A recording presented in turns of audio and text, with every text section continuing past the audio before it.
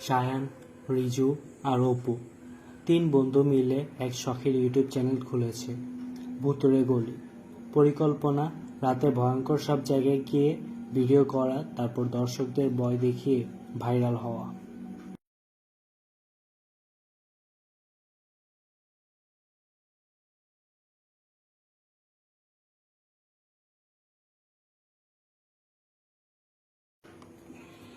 পুরনো পরিত্যক্ত rail station, যেখানে নাকি মাঝরাতে ট্রেন ছাড়ে, অথচ রেল লাইনে কোনো ট্রেনের অস্তিত্বই নেই। লোকমুখে শোনা যায়, বহু বছর আগে এখানে ভয়াবহ ট্রেন দুর্ঘটনায় অনেক মানুষের মৃত্যু হয়েছিল। তারপর থেকে রাত 12টা বাজলে কেউ একজন ট্রেনের বাঁশি বাজিয়ে দেয়। শায়ান হাসতে হাসতে বলে, আরে ভাই, ভূত-টুত কিছু নেই, এইসব গুজব, মানুষকে ভয় দেখানোর জন্য। চল একবার দেখে আসি। রিজু গম্ভীর গলায় বলে, ভাই, এবার কিন্তু মজা না।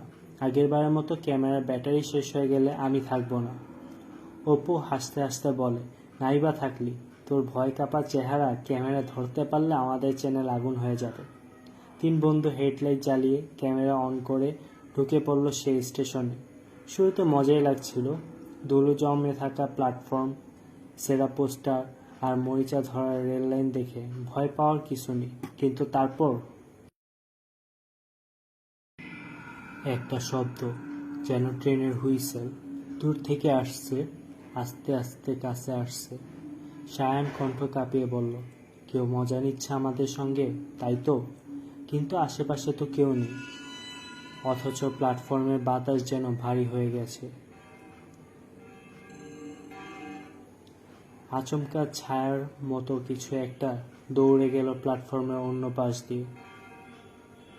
রিজুর হাত থেকে ক্যামেরা পড়ে গেল, অপু কেঁপে উঠল, আর সায়ান তো গলার কাছে কি যেন আটকে গেছে, এমন মুখ করে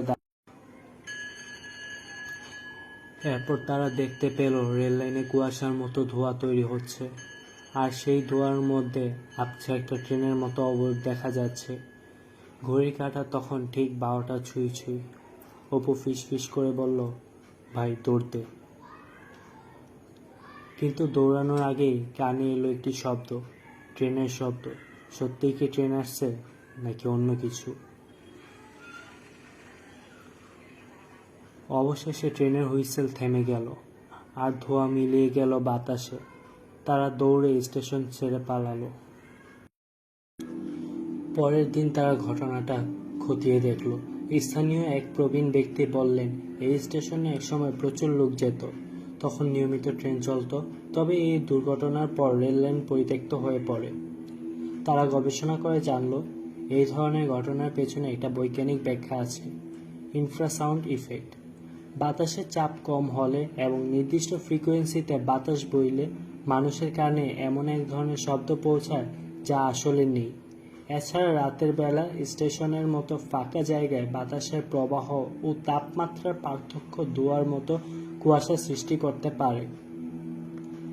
আর ছায়ার রহস্য, মানুষের দৃষ্টিভ্রমের কারণে হালকা নড়াচড়া করা গাছের ছায়া, দূরের গাড়ির আলো বা এমনকি ক্যামেরার সেন্সরের ভুল প্রক্রিয়াকরণও ভৌতিক অনুভূতি সৃষ্টি করতে পারে। অপু হেসে বলল, তাহলে যা দেখলাম সবই বিজ্ঞানের খেলা? সায়ন মাথা চুলকে বলল, তাহলে ভূত নেই। ইনফ্রাসাউন্ড হলো 20 হার্জের নিচের ফ্রিকোয়েন্সির শব্দ, যা মানুষের শ্রবণ সীমার বাইরে।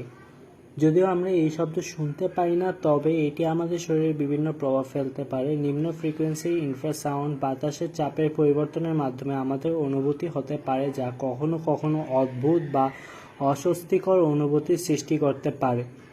এটি এমন একটি অনুভূতি হতে পারে যা আমরা শব্দ হিসেবে শনাক্ত করতে পারি না, কিন্তু আমাদের শরীরে প্রভাব ফেলতে পারে। উদাহরণস্বরূপ, কিছু গবেষণায় দেখা গেছে যে ইনফ্রাসাউন্ড মানুষের মধ্যেও উদ্বেগ, অস্বস্তি বা ভয়ের অনুভূতি সৃষ্টি করতে পারে। এই প্রভাবগুলি পরিবেশগত পরিস্থিতি, যেমন বাতাসের চাপের পরিবর্তন বা নির্দিষ্ট ফ্রিকোয়েন্সিতে বাতাসের প্রবাহের কারণে হতে পারে। এমন পরিস্থিতিতে আমরা এমন একটি শব্দ অনুভব করতে পারি যা বাস্তবে নেই, তবে আমাদের শরীরের প্রতিক্রিয়ার মাধ্যমে এটি উপলব্ধি করি।